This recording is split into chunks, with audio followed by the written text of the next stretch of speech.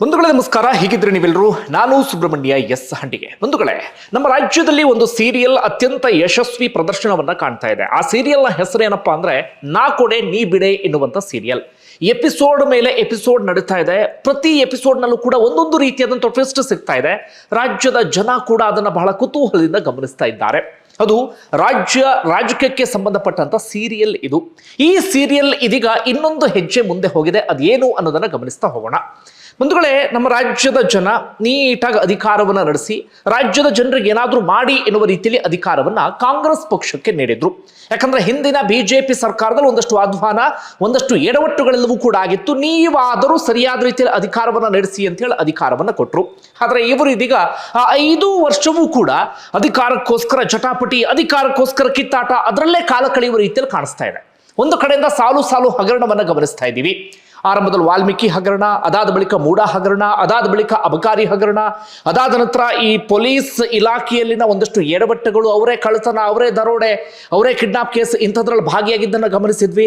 ಅದರ ಆಚೆಗೂ ಕೂಡ ಬೇರೆ ಬೇರೆ ಒಂದಷ್ಟು ಬೆಳವಣಿಗೆಗಳೆಲ್ಲವೂ ಕೂಡ ಆಗ್ತಾ ಇದೆ. ಕಾನೂನು ಸುವ್ಯವಸ್ಥೆ ಬಗ್ಗೆ ಒಂದಷ್ಟು ಪ್ರಶ್ನೆಗಳೆಲ್ಲವೂ ಕೂಡ ಉದ್ಭವ ಆಗ್ತಾನೆ ಇದೆ. ಮತ್ತೊಂದು ಕಡೆಯಿಂದ ಈ 2.86 ಲಕ್ಷ ಸರ್ಕಾರಿ ಹುದ್ದೆಗಳು ಖಾಲಿ ಉಳ್ಕೊಂಡಿದ್ದಾವೆ.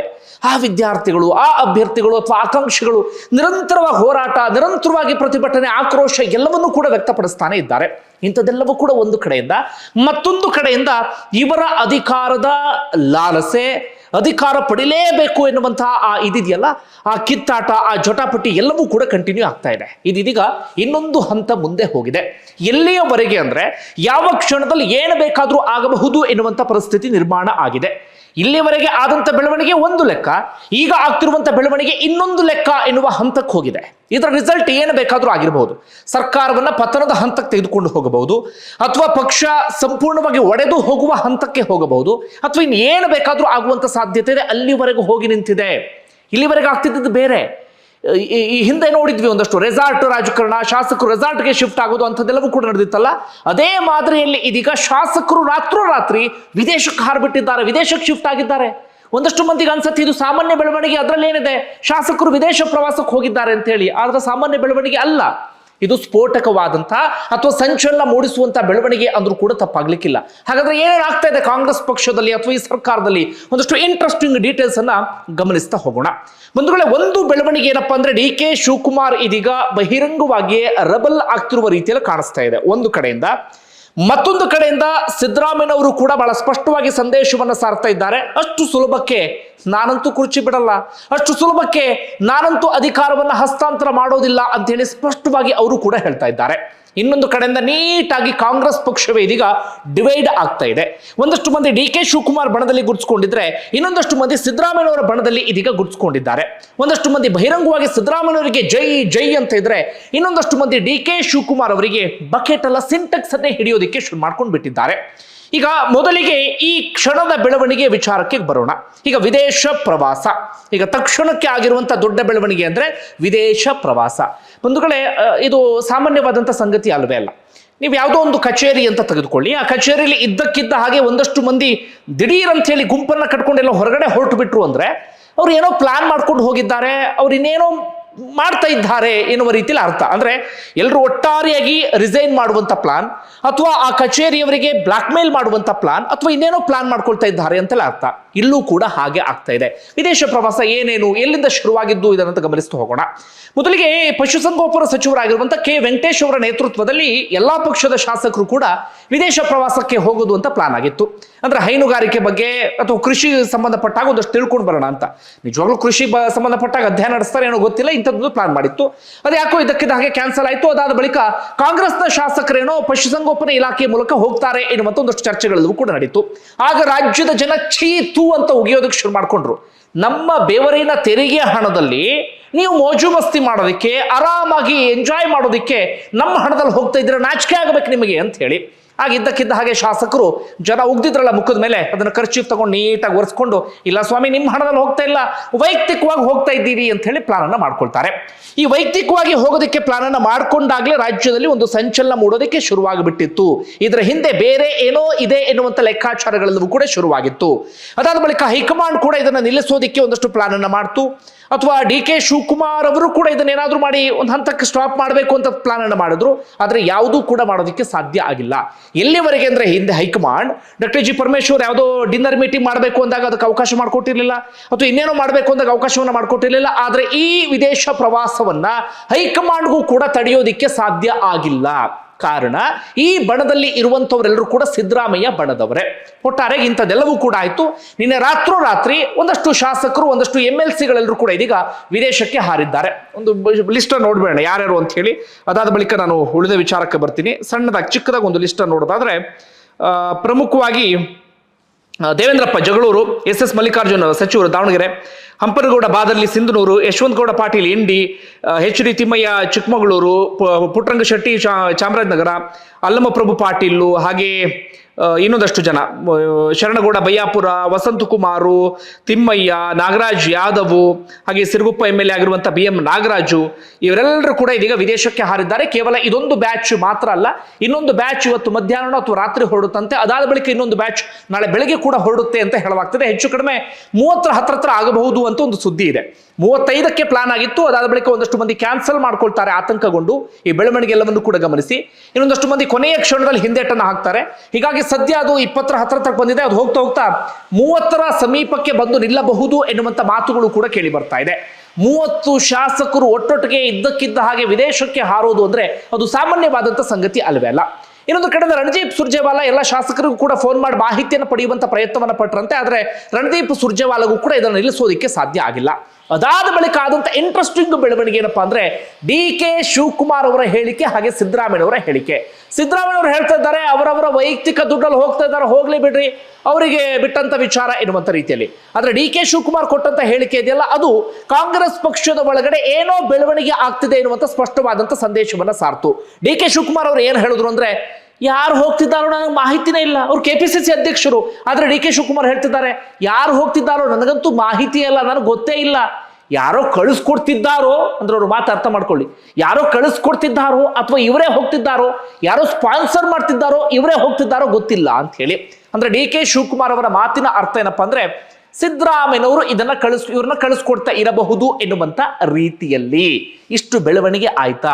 ಇದರ ಎಫೆಕ್ಟ್ ಏನು ಅನ್ನೋದನ್ನ ನಾವು ಗಮನಿಸ್ತಾ ಹೋಗೋಣ, ಅಥವಾ ಯಾಕೆ ಇದು ರಾಜ್ಯದಲ್ಲಿ ಸಂಚಲನವನ್ನ ಮೂಡಿಸುತ್ತೆ ಅನ್ನೋದನ್ನ ಗಮನಿಸೋಣ. ಬಂಧುಗಳು, ಏನಾಗಿದೆ ಅಂದ್ರೆ ಇತ್ತೀಚೆಗೆ DK ಶಿವಕುಮಾರ್ ಕೊನೆಗೂ ರಾಹುಲ್ ಗಾಂಧಿ ಅವರ ಭೇಟಿ ಮಾಡುವಲ್ಲಿ ಯಶಸ್ವಿಯಾಗಿದ್ದಾರೆ. ಇಷ್ಟು ದಿನಗಳ ಕಾಲ ರಾಹುಲ್ ಗಾಂಧಿ ಭೇಟಿಗೆ ಅವಕಾಶ ಸಿಕ್ಕಿರಲಿಲ್ಲ. ಆದ್ರೆ ಕೊನೆಗೂ ಭೇಟಿಗೆ ಅವಕಾಶವನ್ನು ಮಾಡಿಕೊಟ್ರು. ಯಾಕಂದ್ರೆ ಬೇರೆ ರೀತಿಯಲ್ಲಿ ಆಗಬಹುದು ಅಂತ. ಹಿಂದೆ ಏನಾಗಿತ್ತು ಅಂದ್ರೆ ಹಿಮಂತ್ ಬಿಸ್ವಾ ಶರ್ಮಾ ಇದ್ದಾರಲ್ಲ, ಅಸ್ಸಾಂನ ಮುಖ್ಯಮಂತ್ರಿ, ಅವ್ರು ಮುಂಚೆ ಕಾಂಗ್ರೆಸ್ನಲ್ಲೇ ಇದ್ದಂಥವ್ರು. ಈ ಹಿಂದೆ ಅವರು ಮುಖ್ಯಮಂತ್ರಿ ಆಗಬೇಕು ಅಂತ ಪ್ರಯತ್ನವನ್ನ ಪಟ್ಟರು. ಕೊನೆಗೆ ರಾಹುಲ್ ಗಾಂಧಿ ಭೇಟಿಗೆ ಟ್ರೈ ಮಾಡಿ ಮಾಡಿ ಮಾಡಿ ಅವಕಾಶ ಸಿಗಲಿಲ್ಲ. ಕೊನೆಗೆ ಬಿಜೆಪಿಗೆ ಬಂದರು. ಈಗ ಸದ್ಯ ಅವರು ಬಿಜೆಪಿಯಿಂದ ಅಲ್ಲಿ ಮುಖ್ಯಮಂತ್ರಿ ಆಗಿದ್ದಾರೆ. ರಾಜ್ಯದಲ್ಲೂ ಅಂತಹ ಪರಿಸ್ಥಿತಿ ನಿರ್ಮಾಣ ಆಗಬಾರದು ಎನ್ನುವ ಕಾರಣಕ್ಕಾಗಿ DK ಶಿವಕುಮಾರ್ ಅವರ ಭೇಟಿಗೆ ಕೊನೆಗೂ ರಾಹುಲ್ ಗಾಂಧಿ ಅವಕಾಶವನ್ನೇನೋ ಮಾಡಿಕೊಟ್ರು. ಆ ಭೇಟಿಗೆ ಅವಕಾಶವನ್ನು ಮಾಡಿಕೊಡ್ತಾ ಇದ್ದ ಹಾಗೆ ಸಿದ್ದರಾಮಯ್ಯನವರ ಬಣ ತಕ್ಷಣವೇ ಆಕ್ಟಿವ್ ಆಗಿ ಬಿಡ್ತು. ಏನು, ನಾವು ಅಷ್ಟು ಸುಲಭಕ್ಕೆ ಅಧಿಕಾರವನ್ನ ಬಿಟ್ಕೊಡೋದಿಲ್ಲ, ಅಥವಾ ಅಧಿಕಾರವನ್ನ ಹಸ್ತಾಂತರ ಮಾಡೋದಿಲ್ಲ, ಅಥವಾ ಕುರ್ಚಿಯನ್ನ ಬಿಟ್ಟುಕೊಡೋದಿಲ್ಲ ಎನ್ನುವ ರೀತಿಯಲ್ಲಿ ತಕ್ಷಣವೇ ಅವರು ಆಕ್ಟಿವ್ ಆದ್ರು. ಹಿಂದಿನಿಂದಲೂ ಕೂಡ ಒಂದು ವಿದೇಶ ಪ್ರವಾಸದ ಪ್ಲಾನ್ ಅನ್ನ ಮಾಡ್ತಾ ಇದ್ರು. ಕೊನೆಗೆ ಅದು ಕಾರ್ಯರೂಪಕ್ಕೆ ತರುವಲ್ಲಿ ಯಶಸ್ವಿಯಾದ್ರು.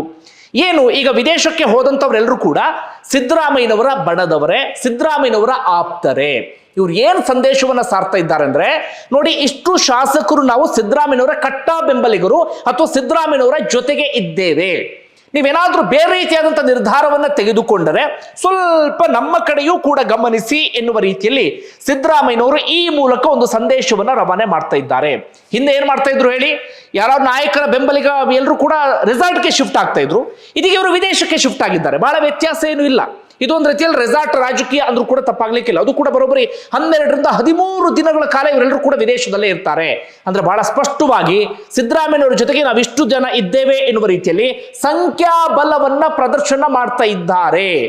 ಮುಂದೊಂದು ದಿನ ಶಾಸಕರ ಆಧಾರದ ಮೇಲೆ ಅಥವಾ ಶಾಸಕರ ಸಂಖ್ಯೆಗೆ ಅನುಗುಣವಾಗಿ ಅಥವಾ ಶಾಸಕರ ಬೆಂಬಲದ ಆಧಾರದ ಮೇಲೆ ಮುಖ್ಯಮಂತ್ರಿ ಇವರೇ ಅಂತ ಡಿಸಿಷನ್ ತೆಗೆದುಕೊಳ್ಳುವ ಹಂತಕ್ಕೆ ಬಂದರೆ, ನಮ್ಮ ಶಾಸಕರ ಸಂಖ್ಯೆ ಜಾಸ್ತಿ ಇದ್ದಾರೆ, ನಮ್ಮ ಕಡೆಗೆ ಇಷ್ಟು ಮಂದಿ ಕಟ್ಟ ಬೆಂಬಲಿಗರಿದ್ದಾರೆ ಅಂತ ಸ್ಪಷ್ಟವಾದಂತ ಸಂದೇಶವನ್ನ ರವಾನೆ ಮಾಡುವಂತ ಕೆಲಸವನ್ನ ಈಗ ಸಿದ್ದರಾಮಯ್ಯನವರು ಮಾಡ್ತಾ ಇದ್ದಾರೆ. ಅವರು ಅದೇನೇ ಸಮರ್ಥನೆ ಮಾಡ್ಕೊಳ್ಬಹುದು, ಅದೇನೇ ಅದು ಏನು ಕೃಷಿ ಅಧ್ಯಯನ, ಹೈನುಗಾರಿಕೆ ಅಧ್ಯಯನ, ಇವೆಲ್ಲ ಸುಮ್ಮನೆ ನಾಟಕ. ಮಾತೆತ್ತಿದ್ರೆ ರೈತರ ಹೆಸರಿಗೆ ಹಾಕ್ಬಿಡೋದು, ಅಂದ್ರೆ ಅದರಲ್ಲಿ ಆರಾಮಾಗಿ ಯಾರು ವಿರೋಧ ವ್ಯಕ್ತಪಡಿಸೋಲ್ಲ ಎನ್ನುವ ಕಾರಣಕ್ಕಾಗಿ ತೆಗೆದು ರೈತರ ಮೇಲೆ ಹಾಕ್ಬಿಡೋದು. ಹೈನುಗಾರಿಕೆ ಅಧ್ಯಯನ ಬಂದ್ಮೇಲೆ ಕೇಳಿ, ಯಾರಾದ್ರೂ ಒಂದು ಮೈಕ್ ಹಿಡಿದು ಮಾಧ್ಯಮದಲ್ಲಿ ಯಾರು ಹೋಗಿ ಕೇಳಿ, ಏನು ಹೈನುಗಾರಿಕೆ ಅಧ್ಯಯನ ಮಾಡಿದ್ರಿ? ಏನು ಮಾಡ್ಕೊಂಡು ಬಂದಿರಲ್ಲ. ಏನು ಕೃಷಿಗೆ ಸಂಬಂಧಪಟ್ಟಂತ ವಿಶೇಷವಾಗಿ ಏನು ನೋಡಿದ್ರಿ? ಏನೋ ನೋಡ್ಕೊಂಡು ಬಂದಿರೋದಿಲ್ಲ. ಅದು ಆರಾಮಾಗಿ ಕಾಲ ಕಳ್ಕೊಂಡು ಬಂದಿರ್ತಾರೆ. ಇವರ ರಾಜಕೀಯ ಸ್ವಾರ್ಥ, ಇವರ ರಾಜಕೀಯ ಇನ್ಯಾವುದೋ ಲೆಕ್ಕಾಚಾರದ ಉದ್ದೇಶದಿಂದ ಇಂಥದ್ದೆಲ್ಲವನ್ನು ಕೂಡ ಮಾಡಿರ್ತಾರೆ. ಈಗ ಮಾಡಿದ್ದು ಕೂಡ ಅದನ್ನೇ. ಬಜೆಟ್ ಮಾರ್ಚ್ 6ನೇ ತಾರೀಕು ಮಂಡನೆ ಆಗ್ತಾ ಇದೆ. ಬಜೆಟ್ಗೂ ಮುನ್ನ ಈ ರೀತಿಯಾದಂಥ ವಿದೇಶ ಪ್ರವಾಸ ಅಂದ್ರೆ ಇದು ತೀರಾ ಗಂಭೀರವಾದಂಥ ವಿಚಾರವೇ. ಇದು ಎಲ್ಲಿಗೆ ಹೋಗಿ ತಲುಪುತ್ತೆ ಎನ್ನುವಂಥ ಒಂದು ಕುತೂಹಲ ಸಹಜವಾಗಿ ಎಲ್ಲರಲ್ಲೂ ಕೂಡ ಇದೀಗ ಶುರು ಆಗಿದೆ. ನೋಡಿ ಎಲ್ಲಿಗೆ ಅಂತ ಅಂದ್ರೆ ಹೈಕಮಾಂಡ್ಗೆ ಇದನ್ನು ಬ್ರೇಕ್ ಹಾಕೋದಕ್ಕೆ ಸಾಧ್ಯ ಆಗಿಲ್ಲ. ಇತ್ತ ಸಿದ್ದರಾಮಯ್ಯನವರು ಈ ವಿದೇಶ ಪ್ರವಾಸವನ್ನ ಕಾರ್ಯರೂಪಕ್ಕೆ ತರುವಲ್ಲಿ ಯಶಸ್ವಿಯಾಗಿದ್ದಾರೆ. ತಮ್ಮ ಕೈ ಮೇಲಾಯ್ತು ಎನ್ನುವ ರೀತಿಯಲ್ಲಿ ಇದ್ದಾರೆ. ಇಂಥದ್ದೊಂದು ಬೆಳವಣಿಗೆ ಆಗಿದೆ. ಈಗ ಡಿ ಕೆ ಶಿವಕುಮಾರ್ ಬಣದವರು ಏನು ಮಾಡ್ತಾರೆ ಎನ್ನುವಂಥ ಕುತೂಹಲ ಸಹಜವಾಗಿ ಮೂಡ್ತಾ ಇದೆ. ಒಟ್ಟಾರೆಯಾಗಿ ಸಿದ್ದರಾಮಯ್ಯವರು ಇದೀಗ ನನ್ನ ಬೆಂಬಲಕ್ಕೆ ಎಷ್ಟು ಶಾಸಕರಿದ್ದಾರೆ, ನನ್ನ ಜೊತೆಗೆ ಅವರಿದ್ದಾರೆ, ಏನಾದರೂ ಹೆಚ್ಚು ಕಡಿಮೆ ಆಯಿತು ಅಂತಾದ್ರೆ ನಮಗೊಂದು ದೊಡ್ಡ ಶಕ್ತಿ ಇದೆ ಎನ್ನುವಂಥ ಸಂದೇಶವನ್ನ ಹೈಕಮಾಂಡ್ಗೆ ಇದೀಗ ಬಹಳ ಸ್ಪಷ್ಟವಾಗಿ ಸಾರಿದ್ದಾರೆ ಅನ್ನೋದರಲ್ಲಿ ಯಾವುದೇ ಅನುಮಾನವೂ ಕೂಡ ಇಲ್ಲ. ಇದರ ಅರ್ಥ ಬಜೆಟ್ ಆಗ್ತಾ ಇದ್ದ ಹಾಗೆ ರಾಜ್ಯದಲ್ಲಿ ಅತಿ ದೊಡ್ಡ ಬೆಳವಣಿಗೆ ಆಗೇ ಆಗುತ್ತೆ. ಇಲ್ಲಿವರೆಗೆ ಆಗಬಹುದು, ಆಗದೆ ಇರಬಹುದು ಎನ್ನುವಂಥ ಒಂದಷ್ಟು ಲೆಕ್ಕಾಚಾರಗಳೆಲ್ಲವೂ ಕೂಡ ಇತ್ತಲ್ಲ, ಈಗ ಈ ಕ್ಷಣದ ಬೆಳವಣಿಗೆ ಗಮನಿಸ್ತಾ ಇದ್ರೆ ಒಂದು ಹಂತದ ಬೆಳವಣಿಗೆ ಆಗುವಂತ ಎಲ್ಲಾ ಸಾಧ್ಯತೆಗಳು ಕೂಡ ಕಂಡು ಬರ್ತಾ ಇದೆ. ಇತ್ತ ಡಿ ಕೆ ಶಿವಕುಮಾರ್ ಬಣದಲ್ಲಿ ಏನಾಗ್ತಾ ಇದೆ? ಡಿ ಕೆ ಶಿವಕುಮಾರ್ ಕೊನೆಗೂ ರಾಹುಲ್ ಗಾಂಧಿ ಭೇಟಿ ಯಶಸ್ವಿ ಆಗಿದ್ದಾರೆ. ಅದರ ಬೆನ್ನಲ್ಲೇ ಡಿ ಕೆ ಶಿವಕುಮಾರ್ ಬಣದವರು ಕೂಡ ತುಂಬಾನೇ ಆಕ್ಟಿವ್ ಆಗಿದ್ದಾರೆ. ಈ ರಾಮನಗರ ಶಾಸಕರು ಹಾಗೆ ಶಿವಗಂಗಾ ಬಸವರಾಜ್ ಅಂತವರೆಲ್ಲರೂ ಕೂಡ ಓಪನ್ ಆಗಿ ಇದೀಗ ಸ್ಟೇಟ್ಮೆಂಟ್ ಎಲ್ಲವನ್ನು ಕೂಡ ಕೊಡೋದಕ್ಕೆ ಶುರು ಮಾಡ್ಕೊಂಡಿದ್ದಾರೆ. ಒಂದಷ್ಟು ಮಂದಿ ಡಿ ಕೆ ಶಿವಕುಮಾರ್ ಅವರ ಪರವಾಗಿ ಗಟ್ಟಿಯಾಗಿ ಇದೀಗ ಮಾತನಾಡೋದಕ್ಕೆ ಶುರು ಮಾಡ್ಕೊಂಡಿದ್ದಾರೆ. ಹೀಗಾಗಿ ಒಂದು ಕಡೆಯಿಂದ ಡಿ ಕೆ ಶಿವಕುಮಾರ್ ಬಣ, ಮತ್ತೊಂದು ಕಡೆಯಿಂದ ಸಿದ್ದರಾಮಯ್ಯ ಅವರ ಬಣ ಅಂತ ಹೇಳಿ ಕ್ಲೀನ್ ಆಗಿ ಡಿವೈಡ್ ಆಗ್ತಾ ಇದೆ. ಇದು ಪಕ್ಷವನ್ನ ಯಾವ ಹಂತಕ್ಕೆ ತೆಗೆದುಕೊಂಡು ಬೇಕಾದ್ರೂ ಹೋಗಿ ನಿಲ್ಲಿಸಬಹುದು. ಪಕ್ಷಕ್ಕೆ ಅತಿ ದೊಡ್ಡ ಡ್ಯಾಮೇಜ್ ಅನ್ನೋದ್ರಲ್ಲಿ ಯಾವುದೇ ಅನುಮಾನವೂ ಕೂಡ ಇಲ್ಲ. ಇತ್ತ ಹೈಕಮಾಂಡ್ಗಂತೂ ಅತಿ ದೊಡ್ಡ ತಲೆನೋವು. ಯಾಕಂದ್ರೆ ಪಂಚರಾಜ್ಯ ಚುನಾವಣೆ ಇದೆ. ಅಸ್ಸಾಂನಲ್ಲಿ ಅಲ್ಲಿನ ಪ್ರಮುಖ ನಾಯಕರೊಬ್ಬರು ರಾಜೀನಾಮೆ ಕೊಟ್ಟಿದ್ದಾರೆ. ಈಗ ಅವ್ರ ರಾಜೀನಾಮೆಯನ್ನು ವಾಪಸ್ ತೆಗೆಸುವ ನಿಟ್ಟಿನಲ್ಲಿ ಒಂದಷ್ಟು ಆಲೋಚನೆಗಳೆಲ್ಲವೂ ಕೂಡ ಆಗ್ತಾ ಇದೆ. ತಮಿಳುನಾಡಿನಲ್ಲಿ DMK ಹೋಗ್ರಿ ನಮ್ಮ ಜೊತೆಗೆ ನೀವು ಬೇಡ ಎನ್ನುವ ರೀತಿಯಲ್ಲಿ ತಮಿಳುನಾಡಲ್ಲಿ ಹೇಳ್ತಾ ಇದ್ದಾರೆ. ಇನ್ನೊಂದು ಕಡೆಯಿಂದ ಪಶ್ಚಿಮ ಬಂಗಾಳದಲ್ಲೂ ಕೂಡ TMC ಜೊತೆಗಿನ ಮೈತ್ರಿ ಅದು ಕೂಡ ಅತಂತ್ರ ಎನ್ನುವಂಥ ಸ್ಥಿತಿ ಇದೀಗ ನಿರ್ಮಾಣ ಆಗಿಬಿಟ್ಟಿದೆ.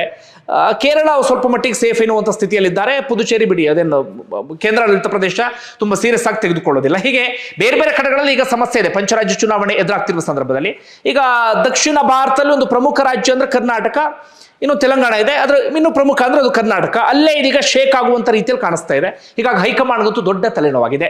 ಇನ್ನು ಶಾಸಕರು ಬಜೆಟ್ ಮಂಡನೆ ಆಗ್ತಾ ಇದೆ. ಈ ಬಜೆಟ್ ಸಂದರ್ಭದಲ್ಲಿ ಕನಿಷ್ಠ ಅವರ ಕ್ಷೇತ್ರದ ಕುರಿತಾಗಿ ಆಲೋಚನೆಯನ್ನ ಮಾಡಬೇಕಾಗಿತ್ತು. ಆದ್ರೆ ಇಂಥ ಸಂದರ್ಭದಲ್ಲಿ ಅವರೆಲ್ಲರಿಗೂ ಕೂಡ ಒಟ್ಟೊಟ್ಟಿಗೆ ವಿದೇಶ ಪ್ರವಾಸ ಅಂತೆ. ಏನ್ ಹೇಳಬೇಕು ಗೊತ್ತಿಲ್ಲ. ರಾಜ್ಯದಲ್ಲಿ ನೂರಾರು ಜ್ವಲಂತ ಸಮಸ್ಯೆಗಳಿದ್ದಾವೆ. ಈಗ ಅವರಿಗೆ ವಿದೇಶ ಪ್ರವಾಸದ ನೆನಪಾಗ್ಬಿಟ್ಟಿದೆ. ಅದಕ್ಕೊಂದು ನೆಪ ರೈತರು, ಹೈನುಗಾರಿಕೆ ಎನ್ನುವಂತ ನೆಪವನ್ನ ಹೇಳೋದಕ್ಕೆ ಶುರು ಮಾಡ್ಕೊಂಡಿದ್ದಾರೆ. ನೋಡೋಣ ಇದು ಎಲ್ಲಿಗೆ ತೆಗೆದುಕೊಂಡು ಹೋಗಿ ಪಕ್ಷವನ್ನ ನಿಲ್ಲಿಸುತ್ತೆ ಅಂತ ಹೇಳಿ.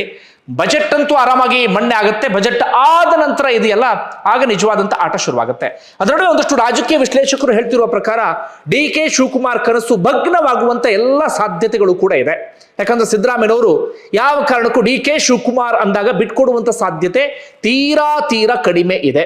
ಅದರಲ್ಲೂ ಕೂಡ ಡಿ ಕೆ ಶಿವಕುಮಾರ್ ಇದೀಗ ರೆಬಲ್ ಆಗಿ ಮಾತನಾಡ್ತಾ ಇದ್ದಾರೆ. ನಿನ್ನೆ ಒಂದು ಸ್ಟೇಟ್ಮೆಂಟ್ ಏನು, ಸಿದ್ದರಾಮಯ್ಯನವರೇ ಅದನ್ನ ಯಾವ ಟೈಮಲ್ಲಿ ಹೇಳ್ತಾರೆ. ನನಗೆ ಸಿದ್ದರಾಮಯ್ಯ ಮಲ್ಲಿಕಾರ್ಜುನ್ ಖರ್ಗೆ ಅವರಿಗೆ ಗೊತ್ತಿದೆ ಏನ್ ಮಾತುಕತೆ ಆಗಿದೆ ಅಂತ ಹೇಳಿ. ಅದನ್ನ ಸಿದ್ದರಾಮಯ್ಯನವರೇ ಹೇಳ್ತಾರೆ ಎನ್ನುವ ರೀತಿಯಲ್ಲಿ ಡಿ ಕೆ ಶಿವಕುಮಾರ್ ಒಂದು ರೆಬಲ್ ಆಗುವ ರೀತಿಯಲ್ಲಿ ಒಂದು ಸ್ಟೇಟ್ಮೆಂಟ್ ಅನ್ನು ಕೊಟ್ಟಿದ್ದಾರೆ. ಇದು ಸ್ವಲ್ಪ ಮಟ್ಟಿಗೆ ಸಿದ್ದರಾಮಯ್ಯನವರು ಇನ್ನಷ್ಟು ಕೆರಳಿಸುವಂತ ಸಾಧ್ಯತೆ ಇದೆ. ಹೀಗಾಗಿ ಡಿ ಕೆ ಶಿವಕುಮಾರ್ ಅಂದಾಗ ಸಿದ್ದರಾಮಯ್ಯನವರು ಒಪ್ಪುವಂತ ಸಾಧ್ಯತೆ ಕಡಿಮೆ. ಇತ್ತ ಡಿ ಕೆ ಶಿವಕುಮಾರ್ ಸಿದ್ದರಾಮಯ್ಯನವರು ಇಳಿಲೇಬೇಕು ಅಂತ ಪಟ್ಟು ಹಿಡಿದು ಕುಳಿತುಕೊಳ್ಳುವ ಸಾಧ್ಯತೆ ಇದೆ. ಹೀಗಾಗಿ ಇಬ್ಬರ ಜಗಳ ಮೂರನೇವರಿಗೆ ಲಾಭ ಎನ್ನುವ ರೀತಿಯಲ್ಲಿ ಒಂದೋ ಮಲ್ಲಿಕಾರ್ಜುನ ಖರ್ಗೆ ಅವರಿಗೆ ಅಥವಾ ಡಾಕ್ಟರ್ ಜಿ ಪರಮೇಶ್ವರ್ ಅವರಿಗೆ ಪಟ್ಟವನ್ನ ಕಟ್ಟಿದ್ರು ಕೂಡ ಅಚ್ಚರಿ ಇಲ್ಲ. ಕೊನೆಯ 1 ವರ್ಷಗಳ ಕಾಲ ದಲಿತ ಮುಖ್ಯಮಂತ್ರಿ ಆಗಬೇಕು ಅಂತ ಕೂಗು ಬೇರೆ ಇತ್ತಲ್ಲ, ಆ ದಲಿತ ಮುಖ್ಯಮಂತ್ರಿ ಆದ ಹಾಗೂ ಆಗತ್ತೆ. ಈ ಸಮಸ್ಯೆಗೆ ಒಂದು ಪರಿಹಾರವನ್ನ ಹುಡುಕಿದ ರೀತಿಯಲ್ಲೂ ಆಗುತ್ತೆ ಅಂತ ಹೇಳಿ ಇಬ್ಬರ ಜಗಳ ಮೂರನೇವರಿಗೆ ಲಾಭ ಎನ್ನುವ ರೀತಿಯಲ್ಲಿ ಆಗಬಹುದು. ಅದನ್ನ ಸಹಿಸಿಕೊಳ್ಳದೆ ಡಿ ಕೆ ಶಿವಕುಮಾರ್ ಏನಾದರೂ ತೀರಾ ರೆಬಲ್ ಆಗಿಬಿಟ್ರು ಅಂದ್ರೆ ಡಿ ಕೆ ಶಿವಕುಮಾರ್ ಬೇರೆ ಏನಾದರೂ ಡಿಸಿಷನ್ ತೆಗೆದುಕೊಳ್ಳುವ ಸಾಧ್ಯತೆಗಳು ಕೂಡ ನಾವು ಅಲ್ಲಗೆಳೆಯುವಂತಿಲ್ಲ. ಒಟ್ಟಾರೆ ಬಂಧುಗಳೇ, ನಿಮ್ಗೆ ಏನಿಸ್ತದೆ ಕಮೆಂಟ್ ಬಾಕ್ಸ್ ಅಲ್ಲಿ ಮೆನ್ಷನ್ ಮಾಡಿ. ಧನ್ಯವಾದ ವಿಡಿಯೋ ನೋಡಿದ್ದಕ್ಕಾಗಿ.